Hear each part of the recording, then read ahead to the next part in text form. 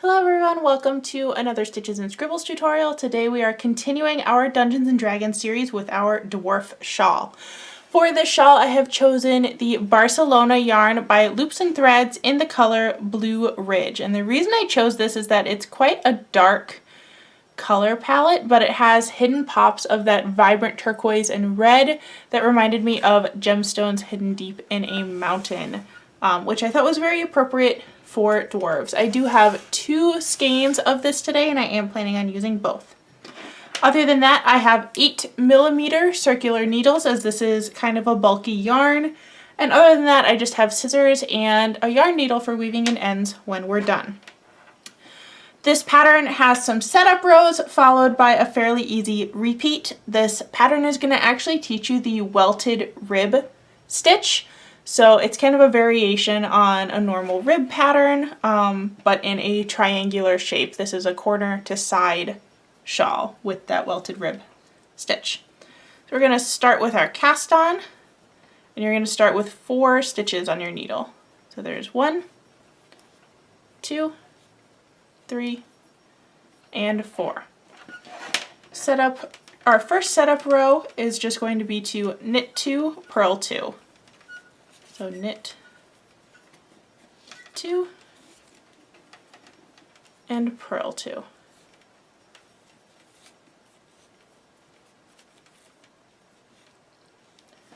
And second row is just to purl all the way across.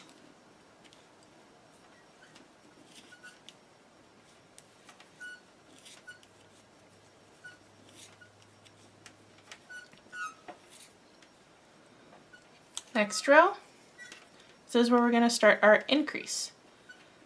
So knit 1, yarn over, knit 1, and then purl 2.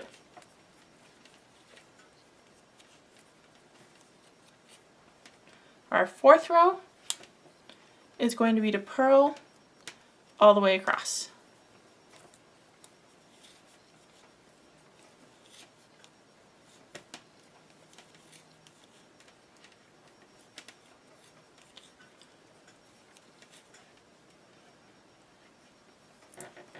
Next row,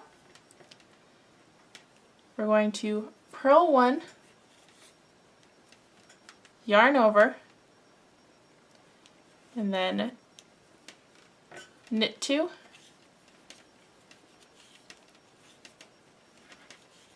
and purl 2.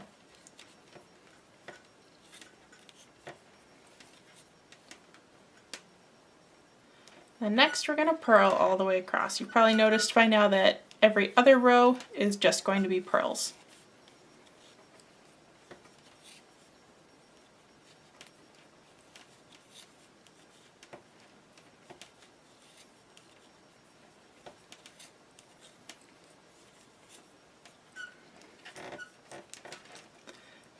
Continuing our setup rows, we're now going to purl 1, yarn over, purl again, and then knit 2, purl 2.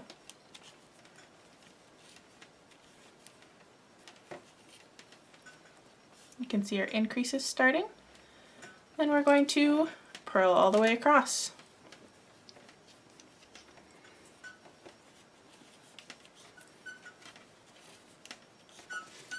Pull out some extra yarn while we're here.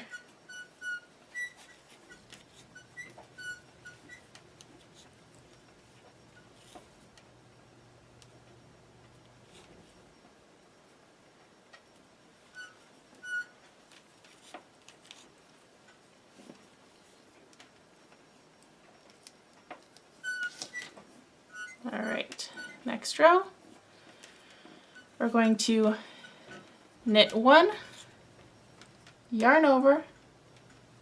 This is where yarn overs get a little tricky in between knits and purls. We're going to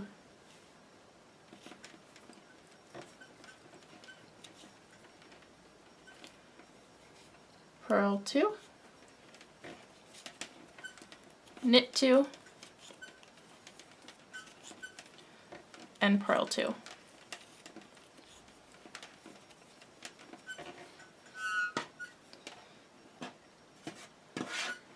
Again, that pass back is just going to be all purl stitches.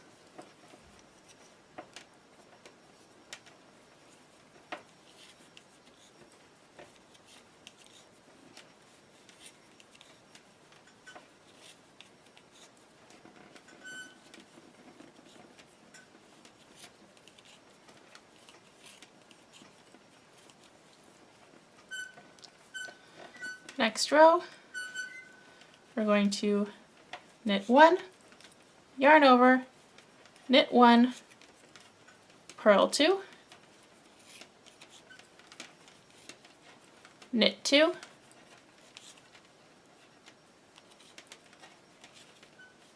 and purl 2.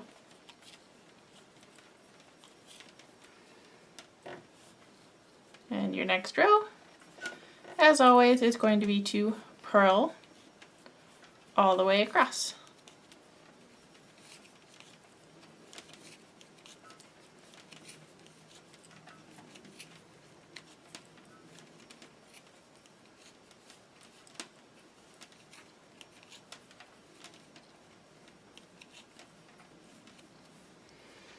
And that completes our setup rows, so we can move on to starting our repeat rows.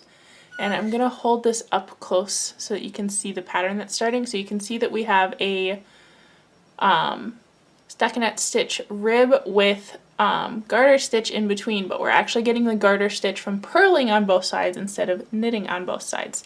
So that's what the product is going to look like. You're going to have stripes of that stockinette alternating with stripes of garter stitch. All right, our repeat rows. This is a 6-row repeat. Actually, wait, 1, 2, 3, 4, 5, 6, 7, 8-row repeat. Excuse me, 8-row repeat, but as we discovered with our setup rows, every other row is just a purl all the way across, so pretty simple. Row 1 of our repeat, we're going to purl 1, yarn over, and then knit 2, purl 2 to the end. So knit 2, purl 2, knit 2, and purl 2. Repeat row 2 is going to be to just purl to the end.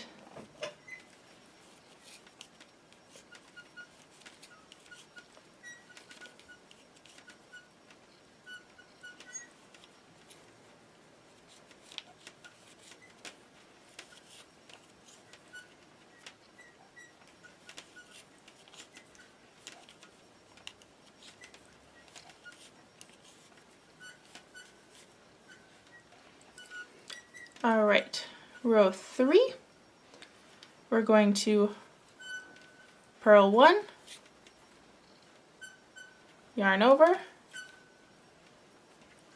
purl 1, and then knit 2, purl 2 all the way to the end. Sorry, my table is so squeaky, it must be loose. So knit 2, purl 2, knit 2,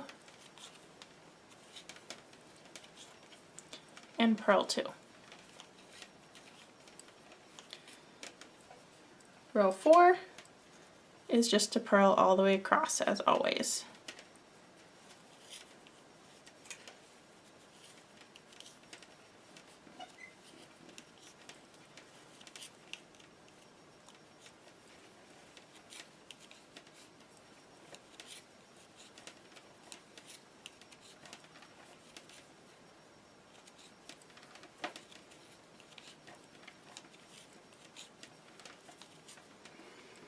Row 5 of the repeat is knit 1, yarn over, purl 2, and then knit 2, purl 2 to the end.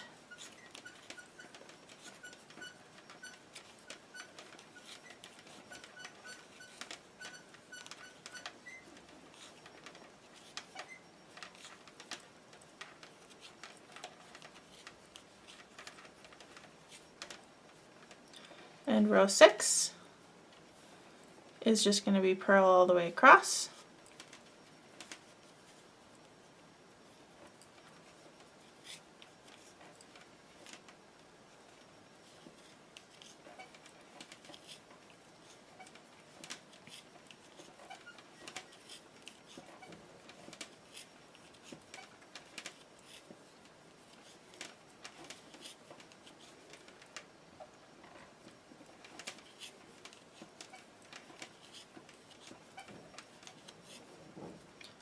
Row 7, we're going to knit 1, yarn over, knit 1, purl 2, and then knit 2, purl 2 all the way to the end.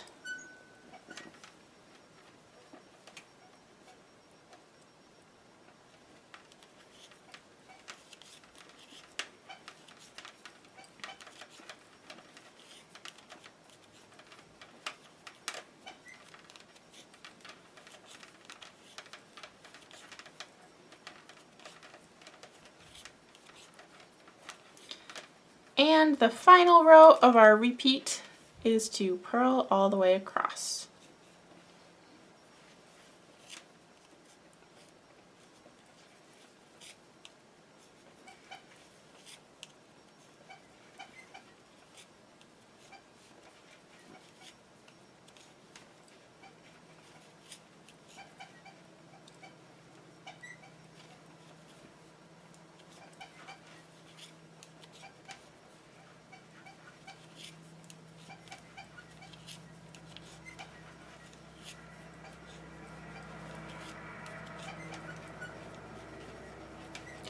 And there you have it. That's our 8-row repeat. So you can see that I now have 2 stripes of that stockinette. So with every repeat, you will add another one. This is going to be a slightly asymmetric shawl as well, as you can see from the shape that is forming. And this yarn creates kind of gentle stripes of that pop of color. So we have the red down here, moving into a turquoise up here. So go ahead and complete the shawl on your own, and I will show you the finished product. Alright, and here is the final version of the shawl. I added a tassel to one corner and fringe to one end the same way I did for the tiefling shawl, so that the short end on the asymmetrical side has fringe on it and the long point has a tassel. It's not as asymmetrical as the tiefling shawl was, but it does have that asymmetrical shape, and I have it styled as a scarf and pinned with, that's actually a kilt pin, not a shawl pin, but you could use a shawl pin or really anything, or just leave it without the pin. I hope you enjoyed this tutorial, and I will see you in the next one.